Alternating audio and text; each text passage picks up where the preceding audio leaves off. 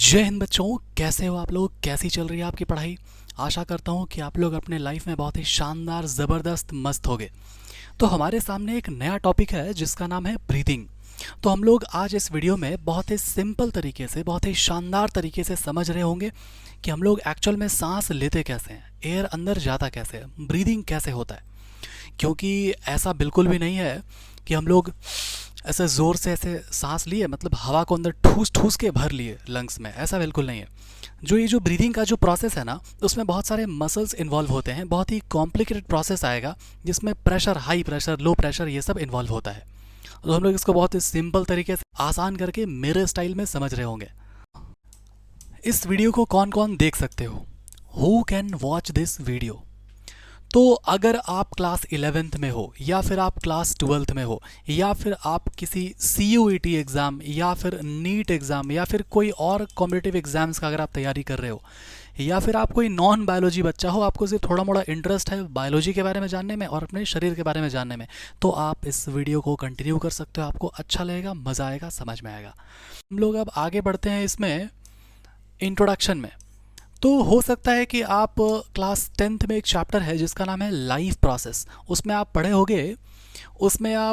होगे कि food gives us energy. और ये जो एनर्जी है ये बहुत ज़रूरी है लाइफ के अलग अलग प्रोसेस को चलाने के लिए। इसलिए आप पढ़े थे लाइफ प्रोसेस वाला चैप्टर में कि फूड गिव्स अस एनर्जी। लेकिन भाई हम लोग तो ये देखते हैं ना कि जो फूड है ये डाइजेस्ट होने के बाद ये क्या देगा। ये डाइजेस्ट होने के बाद देगा कुछ न्यूट्रिएंट्स जैसे कि कार्बोहाइड्रेट, या फिर फैट्स, या फिर वाइटामिन्स, या फिर मिनरल्स, या फिर प्रोटीन्स। ठीक है। तो अब आप समझो इसको कि अगर हम लोग बात कर रहे हैं ना कार्बोहाइड्रेट का, तो कार्बोहाइड्रेट का ही एग्जाम्पल है क्या, ग्लूकोज। और ये ग्लूकोज का क्या है, ये जो ग्लूकोज है ये ग्लूकोज चला जाएगा किस में, रेस्पिरेशन में। कौन सा रेस्पिरेशन में ये चला जाएगा, ये जाएगा एरोबिक रेस्पिरेशन में। और ये ग्लूकोज एरोबिक रेस्पिरेशन के थ्रू ब्रेक डाउन होगा, टूटेगा, और ये क्या देगा, ATP देगा। जो ATP क्या है, एक तरह का एनर्जी मॉलिक्यूल है। मतलब ये बात सही था भाई कि फूड गिव्स अस एनर्जी। लेकिन आप इस बात को समझो कि जो फूड है वो डाइजेस्ट होके मिला उससे कुछ न्यूट्रिएंट जैसे कि carbohydrate, protein, fat, vitamin, mineral. तो कार्बोहाइड्रेट का एक एग्जांपल है क्या, ग्लूकोज। अब ये ग्लूकोज ब्रेक डाउन होगा, और ब्रेक डाउन होगा सेलुलर रेस्पिरेशन, एरोबिक रेस्पिरेशन में, जहां पर ऑक्सीजन का यूज होगा। और ये ऑक्सीजन आएगा कहां से, यहां से आएगा ये ऑक्सीजन। मतलब हम लोग ब्रीदिंग करेंगे तो ऑक्सीजन आएगा अंदर, और ये इन्वॉल्व हो जाएगा किस में, एरोबिक रेस्पिरेशन में। क्या करने के लिए, एनर्जी देने के लिए, जो कि क्या है, एक तरह का ATP। आप देखिए ब्रीदिंग, ये जो ब्रीदिंग है इसमें 2 स्टेप होगा। अब इस ब्रीदिंग में पहला जो स्टेप होगा उसको हम लोग बोलते हैं क्या, उसको हम लोग बोलते हैं इंस्पायरेशन। इंस्पायरेशन, ये जो शब्द है ना ये आया कहाँ से, इन से। इन मतलब क्या होता है, इनसाइड। मतलब हम लोग एयर अंदर लेंगे, हाँ ऐसा लिखते हैं हम लोग कि ऑक्सीजन रिच एयर अंदर जाएगा और कार्बन डाइऑक्साइड रिच एयर बाहर आएगा। तो दूसरा वाला कॉन्सेप्ट क्या आ जाएगा, एक्सपायरेशन, EXPIRATION, एक्सपायरेशन। अब ये जो एक्सपायरेशन जो शब्द है ना ये आया कहाँ से, ये आया है ई से, एग्जिट, है ना, EX। तो एक्सपायरेशन मतलब एग्जिट होना, मतलब कार्बन डाइऑक्साइड रिच वाला एयर बाहर जाना। तो अब आगे हम लोग देखते हैं इसमें ये जो ब्रीदिंग हुआ, ये ब्रीदिंग में इंस्पिरेशन होगा और एक्सपायरेशन होगा। ठीक है। में सबसे इंपॉर्टेंट बात, how gases enter into the lungs. तो इसमें एक बहुत ही इंपॉर्टेंट कॉन्सेप्ट आएगा प्रेशर का। तो कहता है भाई गैसेस जो है ना अंदर आएगा कैसे, तो गैसेस आएगा by creating the pressure gradient. क्या होता है भाई प्रेशर ग्रेडियंट, समझो ध्यान से। एक कॉन्सेप्ट है, कहा जाता है कि भाई एयर जो है ना, जो एयर है वो मूव करेगा कैसे, वो एयर मूव करता है हाई प्रेशर से लो प्रेशर के तरफ जो एयर है वो मूव करता है। ये कॉन्सेप्ट हम लोग बहुत जगह पे यूज़ करते हैं। जैसे जो एरोप्लेन है वो एरोप्लेन कैसे फ्लाई करता है, वहाँ पे भी हाई प्रेशर लो प्रेशर का कॉन्सेप्ट आता है। जो आपका जो छत है, जैसे जो एल्वेस्टर वाला जो छत होगा, बहुत तेज़ आंधी चलने पे वो लो प्रेशर क्रिएट होता है तो छत उड़ जाता है। तो हम लोग बहुत बार बार यूज़ करते हैं ये हाई प्रेशर लो प्रेशर। यहाँ पे आपको क्या जानना है बस, कि जो एयर का जो मूवमेंट है ना, वो एयर का मूवमेंट हाई प्रेशर से लो प्रेशर की तरफ होता है। कैसे होता है प्रूव करना पड़ेगा ना कि कैसे होता है ये। आइए देखिए, आप इमेजिन करो कि आपके पास एक सिलेंडर है, ठीक है, एक सिलेंडर है, इसमें क्या रखा हुआ है, बहुत सारा गैस मॉलिक्यूल रखा हुआ है इसके अंदर में, ठीक है, बहुत ही कॉम्प्रेस करके इसमें बहुत सारे गैस मॉलिक्यूल्स भरे हुए हैं। अब आप क्या करें, आपने इसमें एक छेद करा ऊपर में, ठीक है, आपने एक छेद करा ऊपर में, तो जो गैस मॉलिक्यूल्स है वो क्या होगा, वो गैस मॉलिक्यूल्स ऐसे फिस ऐसे साउंड करके वो बाहर आ जाएगा, है ना। तो अंदर में जो प्रेशर है, गैसेस बहुत ज़्यादा कॉम्प्रेस करके ठूस ठूस के भरा हुआ है, तो अंदर में प्रेशर बहुत ज़्यादा है, और ये पर्टिकुलर गैस का बाहर में प्रेशर कम है। वैसे भी एटमॉस्फेयर में तो प्रेशर कम होता ही है, 1 atm होता है एटमॉस्फेरिक प्रेशर। तो ये हाई प्रेशर से लो प्रेशर की तरफ ये जाएगा। क्या आपको समझ में आ रहा है ये बात, कि इसको भी प्रैक्टिकली प्रूव करके दिखाना पड़ेगा। बायोलॉजी में प्रैक्टिकल करते हैं, अब आइए देख लेते हैं इसको, ठीक है, कि कैसे जो है वो मूव करता है, ठीक है। तो आपको भी यहाँ पर दिखाई देगा, हमारे पास में एक सिलेंडर है, और ये जो सिलेंडर है ना, इसमें गैस मॉलिक्यूल्स भरा हुआ है। अगर हम लोग इसको ऊपर से अगर प्रेस करते हैं तो अंदर का जो गैसेस है वो बाहर आएगा, एक साउंड के साथ एक बाहर आएगा। देखो, आपको ये सुनाई दिया होगा, आपको ये सुनाई दिया होगा कि हम लोग जैसे उसको प्रेस कर रहे हैं ना, तो अंदर का जो गैस मॉलिक्यूल्स है वो बाहर आ रहा है। मतलब हाई प्रेशर से लो प्रेशर की तरफ एयर का मूवमेंट होता है। हम लोग देखेंगे कि कौन कौन से मसल्स हैं जो कि ब्रीदिंग में या फिर रेस्पिरेशन में इन्वॉल्व होते हैं। तो दो तरह के मसल्स पाए जाएंगे हमारे बॉडी में। पहला जो मसल है उसका नाम है क्या, डायफ्राम, ठीक है। दूसरा जो मसल है वो होगा इंटरकोस्टल मसल्स, ठीक है।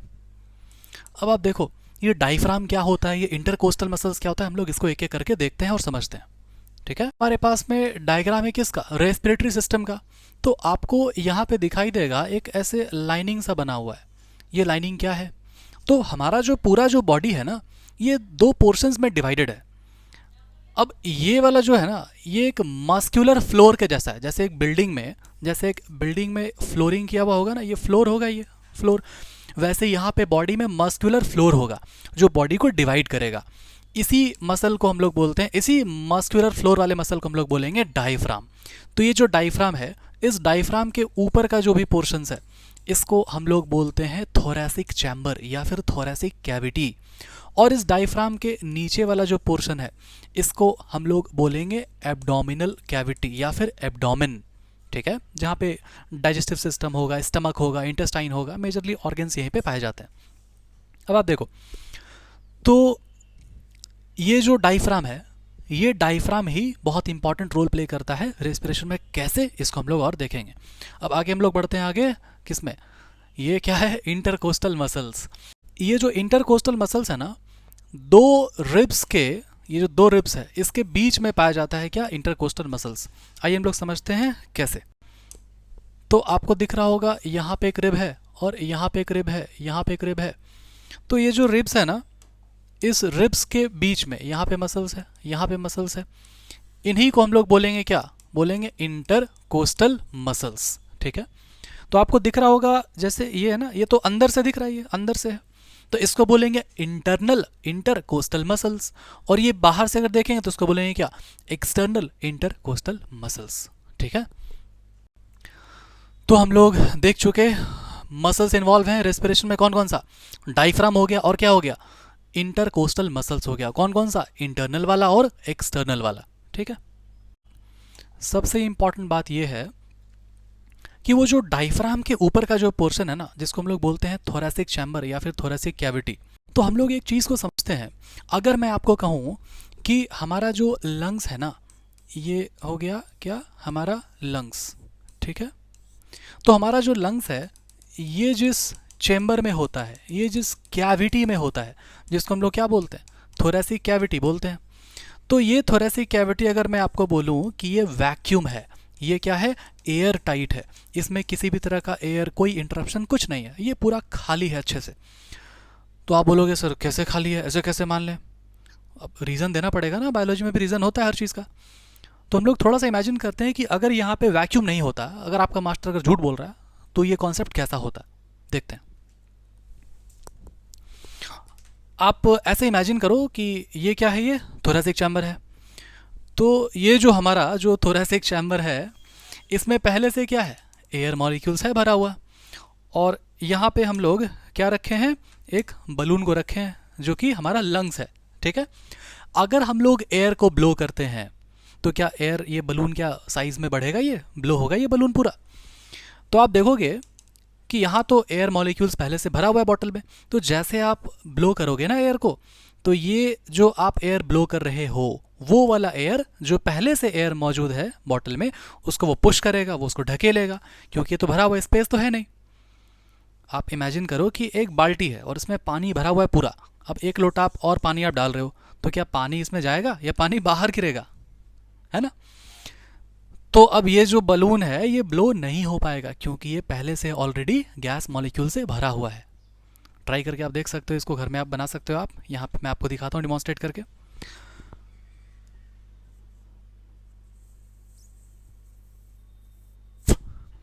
तो आप देख रहे हो अच्छे से कि इसमें बहुत साइज़ में डिफरेंस नहीं आ रहा है, ठीक है। लेकिन अगर हम लोग यहाँ पे अगर छेद कर दें, बाल्टी में नहीं छेद करना, पानी पानी हो जाएगा। अगर हम लोग इस बॉटल में अगर छेद कर दें, तो क्या होगा फिर? क्या ये बलून ब्लो होगा? क्या आपका मास्टर सच बोल रहा है? कहाँ गया भाई? हाँ, ये देखते हैं हम लोग इसको। अब इसको हम लोग छेद कर देते हैं।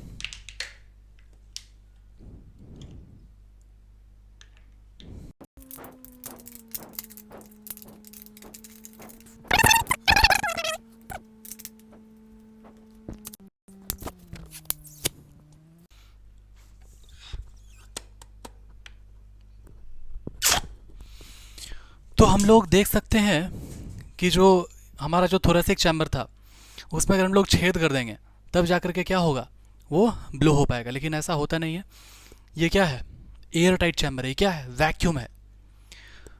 तो यहाँ से अब कॉन्सेप्ट शुरू होता है सब कुछ, कि भाई जब इसमें छेद है नहीं, ये पूरा वैक्यूम है ना? तो यहाँ से अब कॉन्सेप्ट शुरू होगा किसका, प्रेशर का, वॉल्यूम का, कि एक्चुअली में इंस्पिरेशन होता कैसे है, एक्सपायरेशन होता कैसे है। आइए देखते हैं।